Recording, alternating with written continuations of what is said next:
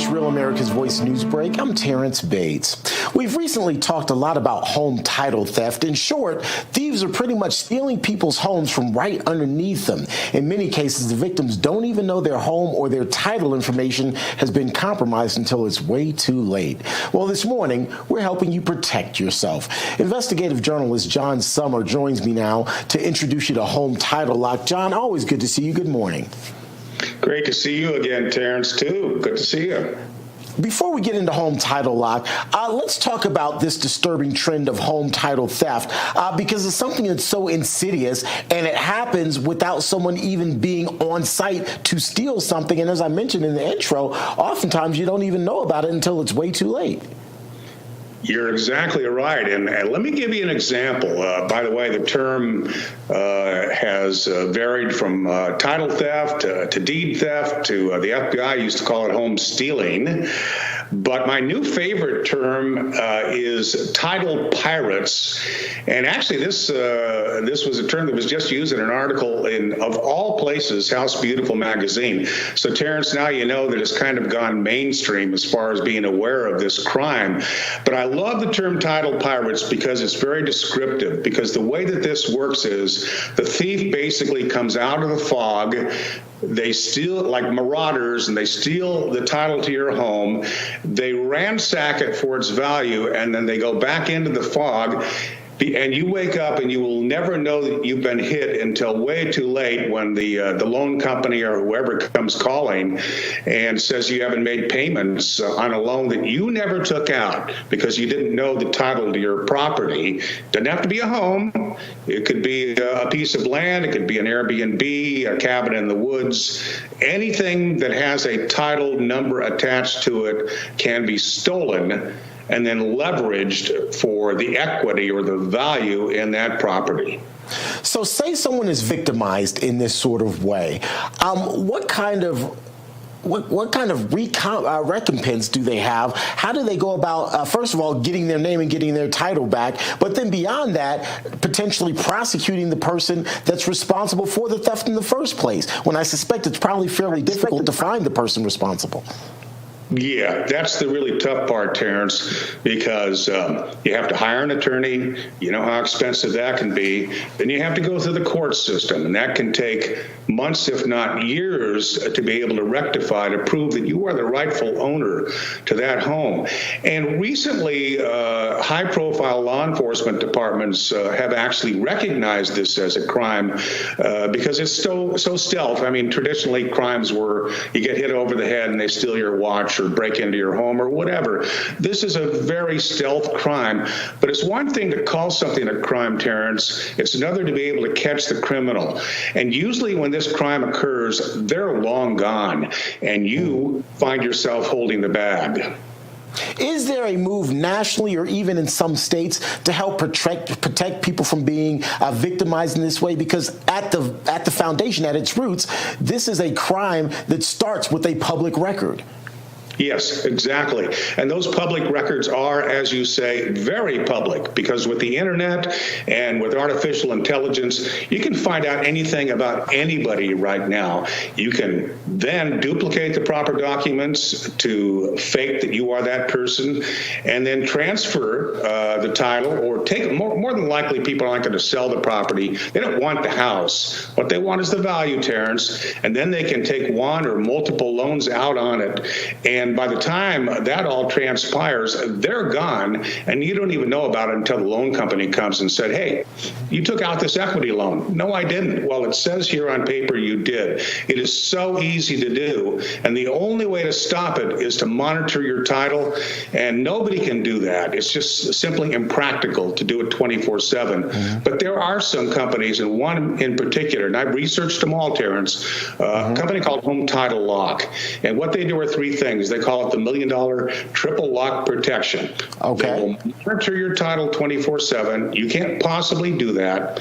Right. They will alert you if there's something fishy going on. And we can get information about that there on our screen. I'm sorry to cut you off, but HometitleLock.com, that's the website. You can get more information about all of that there.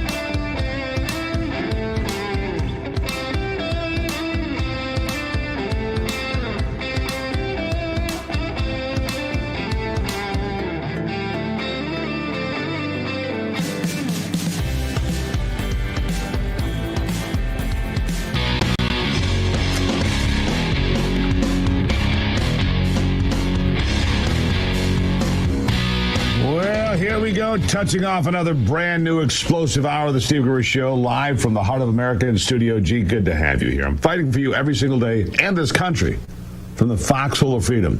You can find me on Twitter, X, Truth, Rumble, TikTok, Facebook, all trying to get this thing moving forward. Here are three big things you need to know this hour. Number one, Hunter Biden in legal hot water again, and as a result, he's buying a new lawyer. It's the same guy who defended convicted killer Alex Murdaugh. Number two, the U.S. Court of Appeals panel has ruled against Donald Trump's effort to deport dangerous gang members that are in the country illegally. It's really unbelievable. And number three, here's what you need to know. U.S. airstrikes against Houthi rebels in Yemen continue. National Security Advisor Mike Waltz announcing that the U.S. has successfully taken out the rebel group's headquarters, key leaders, communication centers, weapons factories, and drone production facilities. And we're not done yet. But that's not the story dominating the mainstream media, not at all. No, instead it's that a journalist with The Atlantic, a hack journalist, with The Atlantic, a hack publication, was somehow a part of a group chat on Signal when key cabinet members were discussing these strikes and other military pros and cons of what would be best going forward. Jeffrey Goldberg, the so-called journalist, broke the story this week, and we're still wondering how he was added to the group chat or what the real story is. After all, Goldberg has been involved in a pile of dishonest stories made out of whole cloth, like the one about President Trump, calling fallen military members suckers and losers. Or that President Trump called the white supremacists in Charlottesville very fine people. Or that Hunter's laptop was fake and the Russian collusion story in 2016 was real. It was all a pile of lies peddled by this clown. And somehow he shows up claiming he was in the loop of classified war plans, which it turns out was also false. He was in the loop, but nothing classified. But don't worry. The mainstream media doesn't care. After getting whacked by President Trump for 2 months plus, they need some fantasy to cling to, and it's better than listening to their leader these days, Jasmine Crockett, screech endlessly with plenty of profanity thrown in about, well, God only knows what she's talking about. Yes, the media is having a heyday with it over the fact that Signal was the app being used to communicate, and then, of course, that Goldberg had any part of it at all, which he didn't accept to watch and then lie about what he had seen in the thread. You see, Goldberg repeatedly called the messages war plans, but he completely oversold what was in there and what he was privy to, and later backpedaled altogether that garbage. Defense Secretary Pete Hegseth was part of the group chat as well. Here's his reaction to the ongoing story. Listen. Well, I noticed this morning out came something that doesn't look like war plans. And as a matter of fact, they even changed the title to attack plans because they know it's not war plans. There's no units, no locations, no routes, no flight paths, no sources, no methods, no classified information. You know who sees war plans? I see them every single day. I looked at them this morning. I looked at attack plans this morning. You know who does attack plans and war plans? Men like that admiral right there, Paparo, for the Indo-Pacific, or Eric Kurilla, our general in CENTCOM. They do attack plans and war plans, and thank God we have those leaders who do it and do it well, and our enemies know it. My job, as it said atop of that, everybody's seen it now, team update is to provide updates in real time, general updates in real time, keep everybody informed. That's what I did. That's my job. The war fighters will take the fight to the enemy, and I love what they do. And with President Trump's leadership, our enemies are on notice. We will have peace through strength, and we'll keep putting our troops first.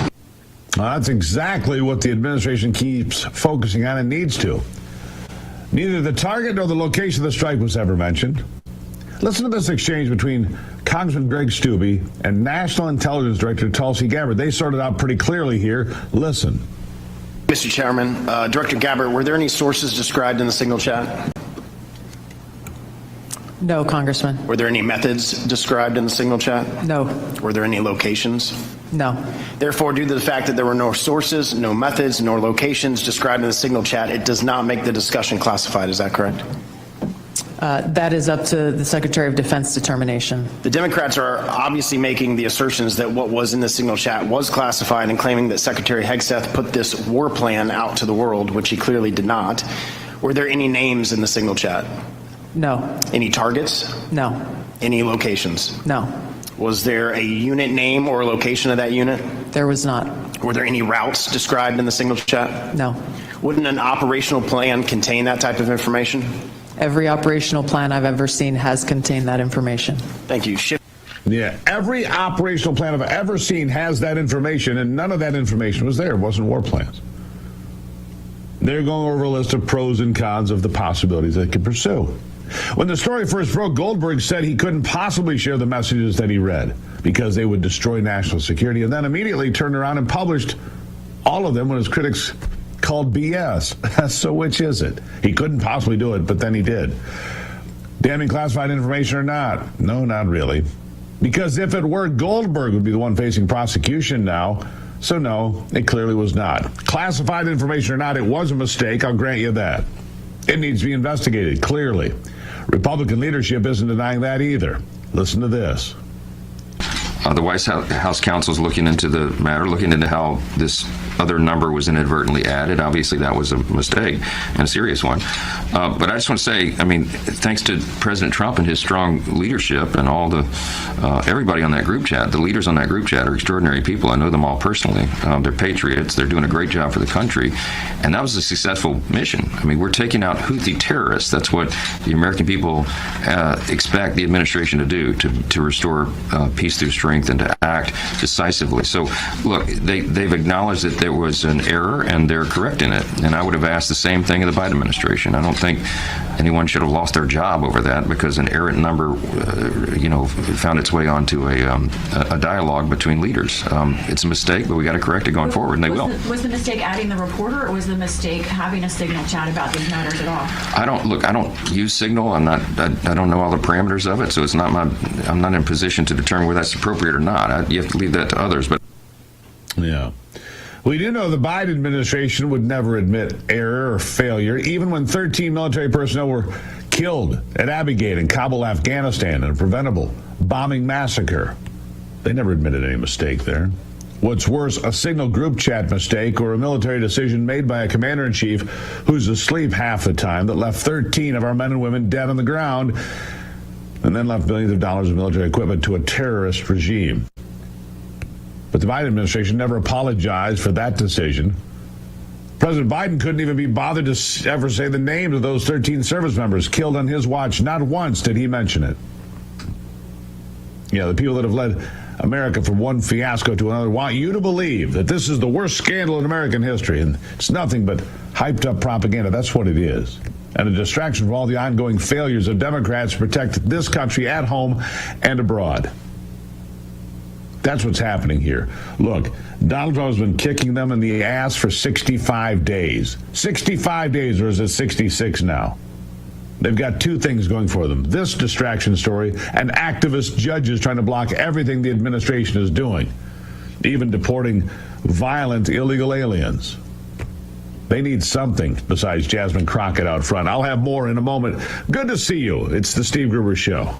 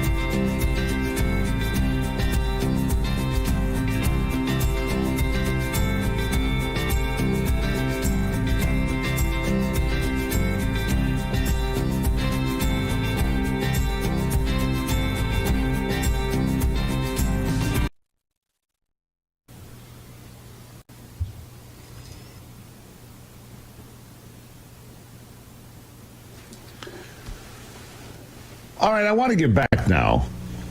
I want to get back to why the leaders were using Signal in the first place. The media is really hyping that part of the story as if it was some sort of huge mistake, but it's actually standard practice, has been for some time. So we want to focus on that. The same judge who tried to prevent the deportation, by the way, of Tren de Aragua gang members and has been successful thus far, is overseeing a federal lawsuit filed against Pete Hegseth and the people in the group chat. Yes, this happened. The lawsuit alleges that the use of Signal by government employees is against the law. It's not, of course. It's been done for years. I'm sure the judge will be just as impartial and even-handed in this case as he has been in all others, though. So I trust him completely. It was the Biden administration, not Trump, who approved the use of Signal for these communications in the first place. And CIA Director John Ratcliffe, who was a part of that group chat, says it was downloaded onto his devices day one. It wasn't his plan. It's what was always done. Listen. So that we're clear, one of the first things that happened when I was confirmed as CIA director was Signal was loaded onto my computer at the CIA, as it is for most CIA officers. One of the things that I was briefed on very early, Senator, was by the CIA records management folks about the use of Signal as a permissible work use. It is. That is a practice that preceded the current administration to the Biden administration. Yeah, so we can go back farther than that, in fact. Back in 2017, The Atlantic, this very rag magazine, with this biased hack reporter, actually referred to Signal as the gold standard of encrypted messaging. Let me say that again. The gold standard of encrypted messaging. They said that in 2017 and noted that it was used by Clinton and Obama staffers, too. That's not really the issue, is it? Obviously, but President Trump's critics are trying to blow up every facet of this story in this administration. Goldberg suggested that CIA Director Ratcliffe also revealed the identity of an undercover CIA operative in the thread. Ratcliffe has confirmed there was no operative. He simply used the name of his chief of staff. That's right, his chief of staff, who's not an operative, nor is he undercover. But Democrat Congressman Jimmy Gomez was so desperate, he tried to imply that Defense Secretary Pete Hegseth must have been drunk during these communications. It is really shameful, and here it is. To your knowledge, do you know whether Pete Hegseth had been drinking before he leaked classified information? I don't have any knowledge of Secretary Hegseth's personal habits. Director Radcliffe, same question. Yes or no? No, I'm going to answer that. I think that's an offensive line of questioning. The answer is no. I find it interesting that you want to. I'm going to answer. You asked me a question. Do you want an answer? No, listen. You don't want to focus on the good work that the CIA is doing, that the intelligence community. Director, I reclaim my time. Director, I reclaim my time. Here, I have huge respect for the CIA, huge respect for our men and women in uniform. But this was a question that's on the top of minds of every American, right? He stood in front of a podium in Europe holding a drink. So, of course, we want to know if his performance is compromised. He stood in front of a podium with a glass of water, you piece of crap. Compromised? The man has led a successful series of attacks against Houthi terrorists. Successful. And so that drink, that's another debunked conspiracy theory. He was drinking water. You think he'd drink a glass of bourbon in front of the international media? Give me a break. I mean, I might do that. He wouldn't. I certainly would. I don't care. National Security Advisor Mike Waltz says the story is meant to be a distraction. He's right. Listen to this. Look, this journalist, Mr. President, wants the world talking about more hoaxes and this kind of nonsense rather than the freedom that you're enabling. And a key part of our sovereignty is open sea lanes and knocking the crap out of terrorists, which is exactly what your team and Pete Hegseth, a good friend and fellow veteran, is leading the charge on. Yeah. And it is a distraction.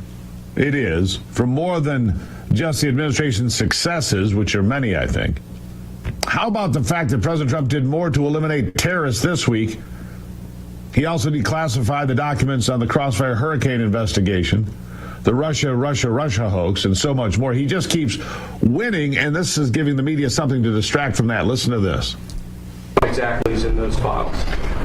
Which gives the media the right to go in and check it. You probably won't bother because you're not going to like what you see. But this was total weaponization. It's a disgrace. Should never happen in this country. But now you'll be able to see for yourselves, all declassified. Yeah, there he is talking about Crossfire Hurricane. He's right. They won't write about that. They'll talk about Signal. They don't want to look at those documents. They won't like what they see. So they're focusing on the Signal story, Signalgate.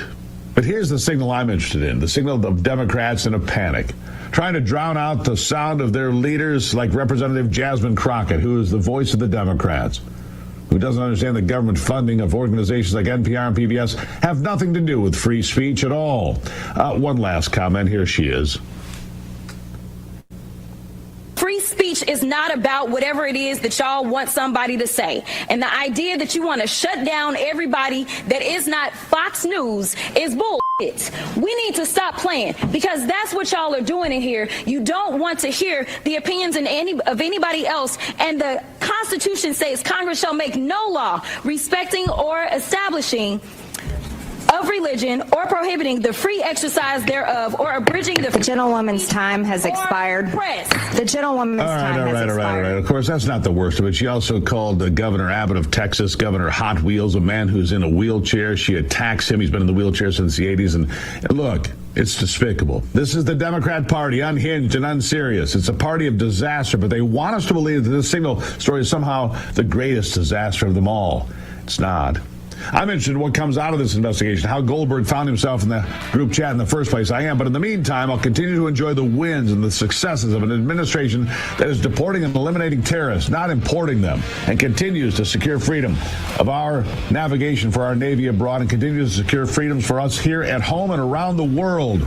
Democrats don't seem to care much about that, but I do. It's the Steve Gruber Show.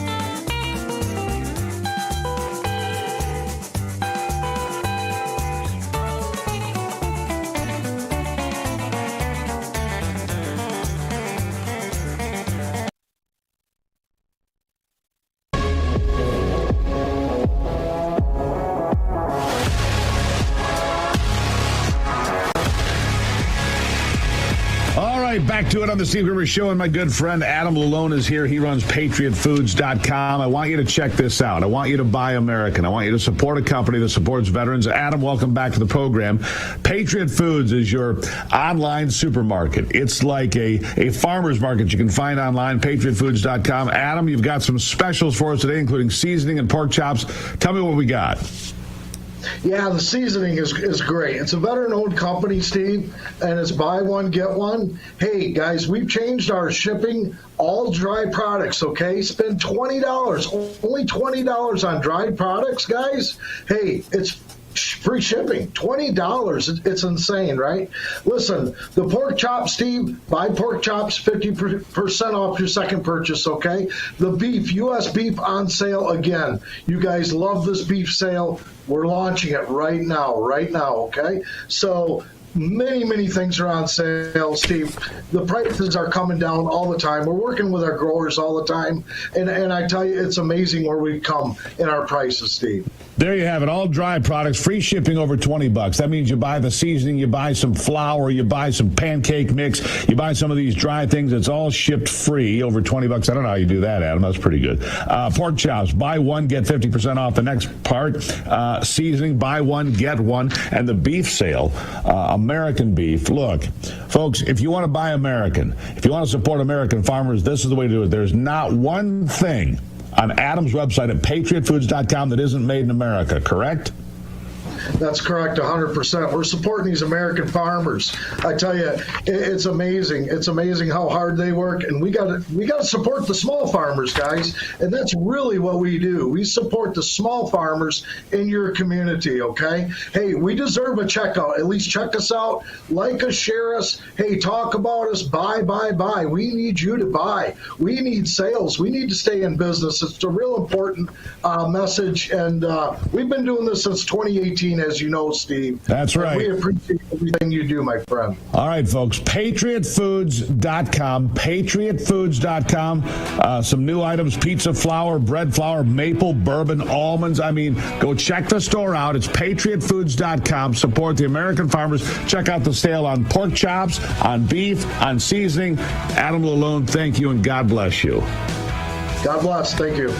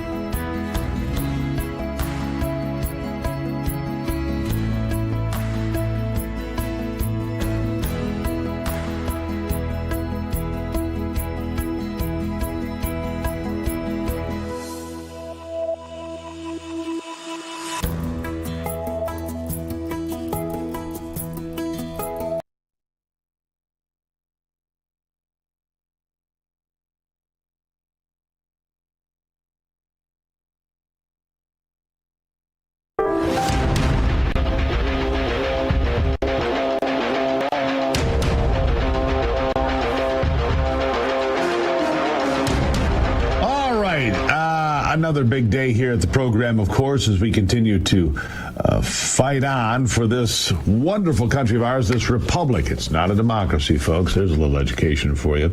My next guest, Stephen Wilson, is a Pioneer Institute scholar and researcher, and he says there's a simple fix to failing schools, a solution. He says public education is in the news these days. Everyone from the White House to the teachers' unions telling us what needs to be done to save our kids and get the education they deserve. But just like securing the southern border was simpler than many claim, the solution to underperforming schools is simpler than we've been told as well. That's what he says. Stephen Wilson, welcome to the program. Great to be with you again, Steve. How are you? I am well, and I appreciate you coming back. All right, let's lay it out. Let's give me a couple of easy steps to making Johnny and Jill smarter again. Well, first of all, we need to make Johnny and Jill smarter again, that's for sure. We saw the very disturbing results from the latest America's Report Card, as it's called, right? It's exams. Terrible. Oh, it's terrible. These kids can't read. It's really beyond terrible. They do measures in like 3rd grade and 8th grade. And look, I'm seeing school districts that have a proficiency rate of less than 10%, some of them. I mean, it's just like, it's not a failing grade, it's a complete catastrophic failure, right? That is not hyperbole, that is the fact. I have a district right here where I live, we're spending enormous amounts of money, and it's among the worst in the state. So that's another thing that is a big misconception, right? If we just poured a lot more money into it, everything would be fine.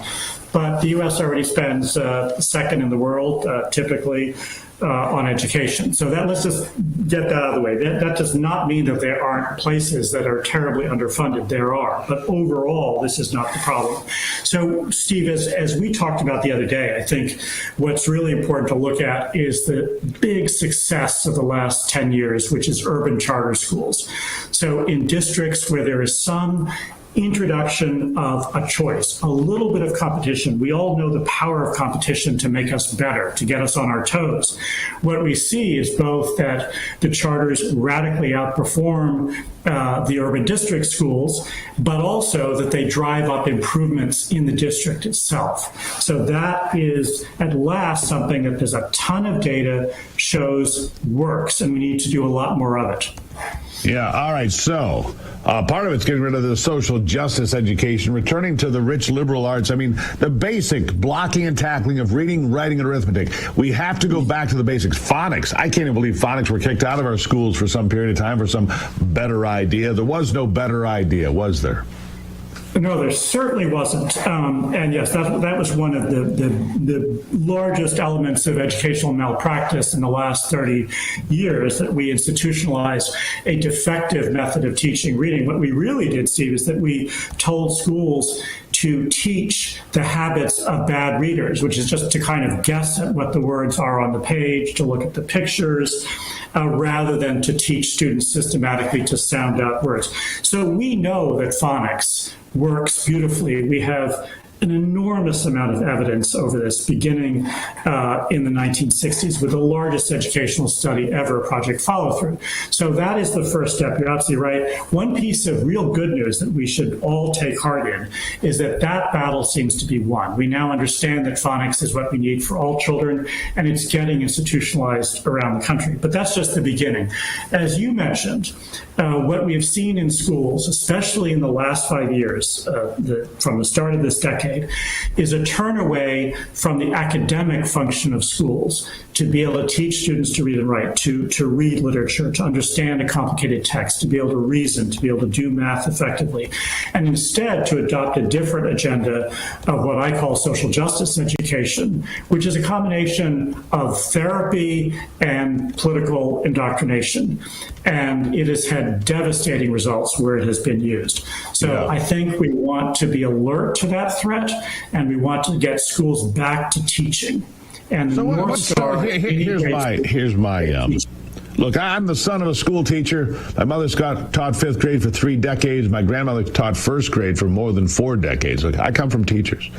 So Steve, let me just explain how this happened, because that might be interesting. But here's what I want to ask you. Hold on. Because my mother raised the red flag in the 1970s over the teachers' unions and what their priorities were back then. I've been watching them ever since. I think the biggest problem in education today is the unions. because they're concerned about their members and this and that and 100 other things. They're not concerned about students and teaching kids. And there are a lot of great teachers out there. I'm not taking issue with individual teachers.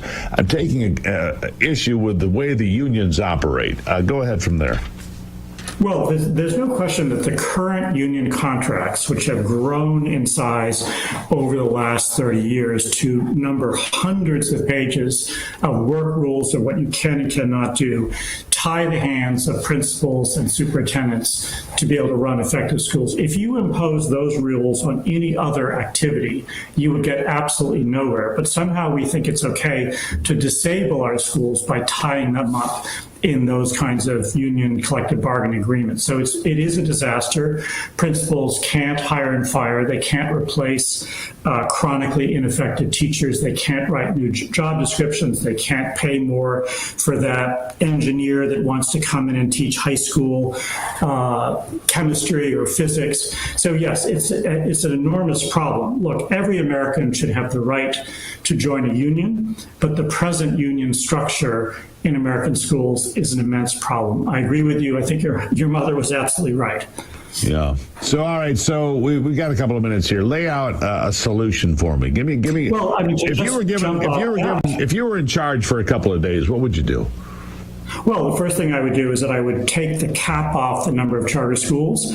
I would set up the conditions so that more enterprising people who want to start great schools that are academically focused, that engage a liberal arts education, which has always been the education that empowers people in their life to flourish.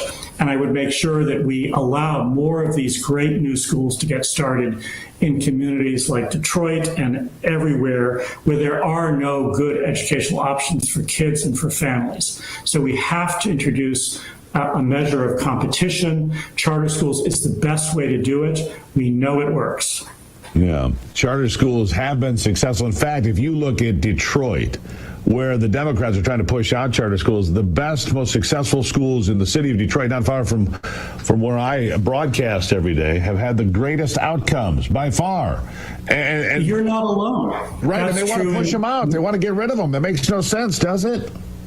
It makes no sense, and it's tragic to see because there was a bipartisan consensus for charters not long ago. We need to rebuild that, and the way we need to do that is we need to keep stressing the academic successes like those that you're describing. Absolutely. So that people see this is working. Stephen Wilson, greatly appreciate you being here. Pioneer Institute scholar and researcher. You keep coming back. We're going to get this right sooner or later. Thank you so much for having me. Thank you so much. Speaking of education, my friends at Hillsdale said, look, what's going on with the Gruber crowd? How come they're not signing up for these classes like other folks? Well, my friends, it's free. History, economics, the great works of literature, the meaning of the U.S. Constitution.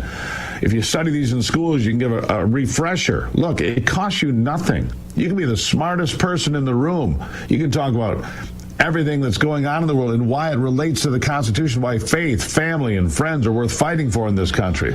I love Hillsdale College's Constitution 101. It is a great program. You want to know more about the Constitution than anybody else? Go ahead and learn it for free. How do you do that? GruberforHillsdale.com. Come on, guys. You got to make me proud. Tell the folks over there that the Gruber folks want to know more. GruberforHillsdale.com. I'm counting on you. GruberforHillsdale.com. Do it right now. It's free.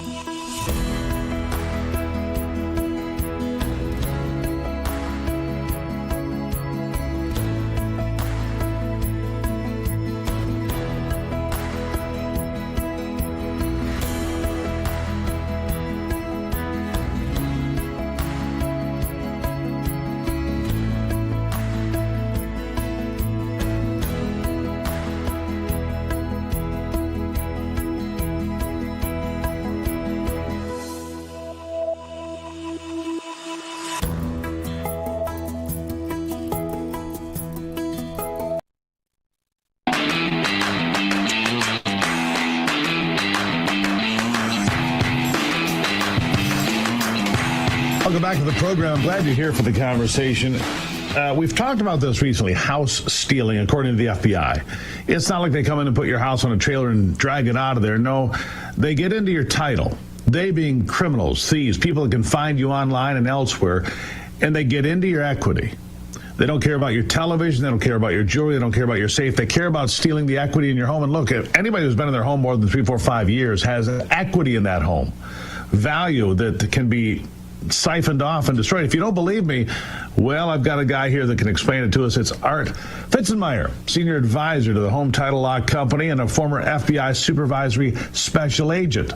Art, welcome back to the program.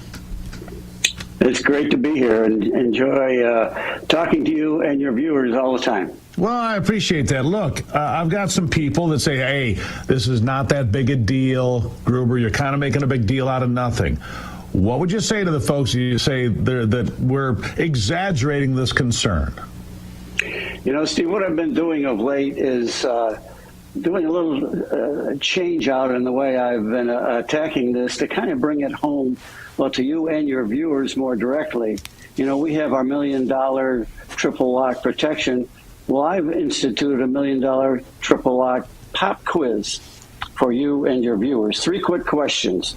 Number 1, do you know what your title looks like? And number 2, when was the last time you saw your title?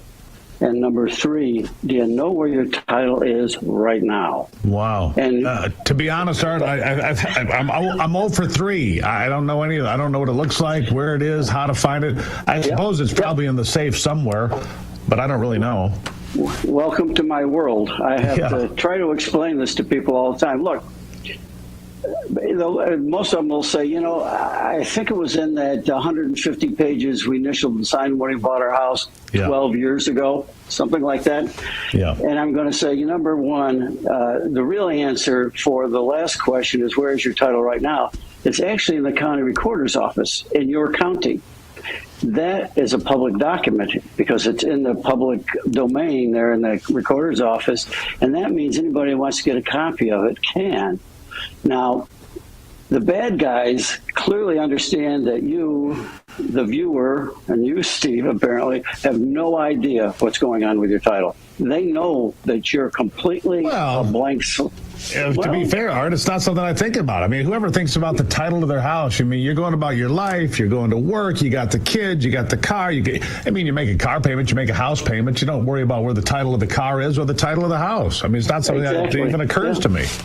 And that's your most important asset, quite frankly. Probably worth, computes out to about 75 to 85% of your net worth, quite frankly. That's what your house is. So you should have a better idea of what's going on. So if you don't have a good idea, what you really need to do, quite frankly, and that's why I'm here today, you need to go HometitleLock.com right now. Because when you sign up, 2 good things will happen. Number 1, our software will monitor your title 24/7 for you, and our software will notify you if there's any change in your title, and it'll notify you right away. See, the key here is once the bad guys forge your title and file a new title at the county recorder's office, they become the owner of record. You're not on the record anymore, and they can take out loans. But once that first check is negotiated, you're in deep trouble. What you have to do is stop that transaction before it turns into cash, because the bad guys are going to take that money before the ink is even dry, and they're going to transfer out of the country, and they're going to be somewhere with wide sandy beaches and drinks with little umbrellas in them, and you're going to have to be hiring an attorney at $800 an hour to take you down to the courthouse for 2 years to defend you. I'm not a big fan of drinks with little umbrellas in them, and certainly not if I'm paying for them for somebody else. I'll tell you that, Art. Exactly right. Yeah, I mean, people don't understand that. If you have Home Title Lock, we'll watch your title 24/7. We have software that we developed that does one thing only. It watches your title 24/7. And because we're on the show here with you, if they ask for a coupon code, you put down Gruber 250. We'll include via email to you a copy of your title and if available, a history of your title. Those are valuable documents that you can't just walk in and get there. You have to have somebody go get them for you. We have the ability to do that. We do all this in a national database. We aren't running around to 3,400 county recorder's offices to get the information. It's at our fingertips. We're pioneers in this area. We know exactly what we're doing. I've been with the company. I'm in my 9th year now. I've heard it all and I've seen it all, and it hasn't changed from day one till now. If the bad guy gets your title, you're going to be in a world of hurt. Yeah. And the only way to really protect yourself is to make sure you're watching your title. And we do it for you for pennies a day. Don't sit there thinking, well, maybe it won't happen to me. I hear that a lot, Art. People don't take it seriously, but they really need to. Look, you get immediate 24/7 monitoring of your property, urgent alerts if there are any changes, and if fraud should happen, the U.S.-based restoration team, U.S.-based, let me say that again, U.S.-based restoration team will spend up to $1 million to fix the fraud and restore your title at no cost. That's how confident they are in the software that he's been talking about. I've teamed up with Home Title Lock to give you a free title history report so you can find out if you're already a victim and access your personal title expert. A $250 value, just like Art said. Here's what you do. You go to HometitleLock.com. Use my promo code Gruber250 or click on the link in the description. That's HometitleLock.com. Promo code Gruber250. I'll give you 20 seconds for the last word. Art, tell them it's a real deal. Steve, you're my hero. I mean, you have told it like it is. They really need to look at their most important asset and find a way to know every morning that it's still there. It's like putting a bag of $100 bills out on the curb and hoping in the morning it'll still be around. Not going to happen. You need somebody watching that for you 24/7. Go to HometitleLock.com right now. Art Fitzenmeyer, Senior Advisor, Home Title Lock. Always appreciate you being here. Art, thank you so much. Pleasure was mine. Thanks for having me. There you go. HometitleLock.com, promo code Gruber250. Do that today and have peace of mind. I'll be right back.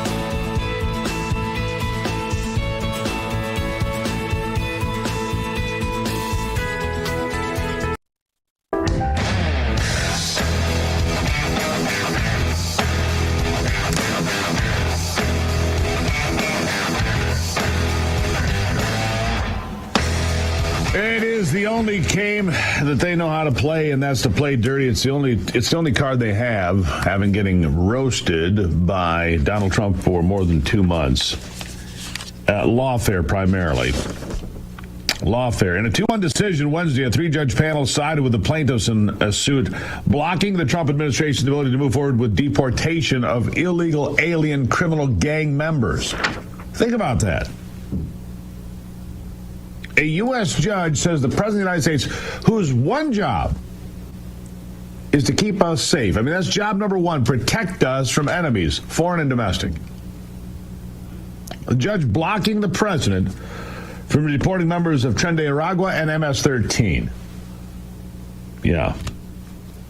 So the Federal Appeals Court, a 2-1 decision. This is going to the Supreme Court clearly. But what really frightens me about that is it could be on the back of Amy Coney Barrett. John Roberts, I don't trust. Amy Coney Barrett, I don't trust much more. But the appeals court has blocked Donald Trump from deporting illegal aliens that are violent criminals. Weird. Speaking of getting roasted, how's your coffee today? Seriously, 1775 coffee. It's in my cup every day. Single origin, high altitude, hand-picked, roasted for bold, uncompromising flavor. Bold and uncompromising, you know, like me. No chemicals, no toxins, again, like me. Just damn good coffee. Look, it fuels your day the right way. This is great coffee. Single origin, it's the best coffee I've had. 1775coffee.com/Gruber. Use the code Gruber for 10% off. And every dollar you spend is an entry to win a Tesla Cybertruck. You'd like that, wouldn't you? Just to rub it in their faces. And $30,000 in cash to rub in your face. Wake up, stand for something, drink 1775 coffee like I do. God bless America. All right, 1775coffee.com. Still to come. We're going to have, Ivy's going to be here. Wyoming's Congresswoman Harriet Hageman will join me here to talk about this signal controversy, plus grizzly bears and wolves and energy policy affecting this country. Harriet Hageman, one of my favorites from Wyoming, joining me here in the next hour as well. And Jake Lang, a former J6 prisoner. Big hour straight ahead. You don't want to miss any of it here on the Steve Gruber Show.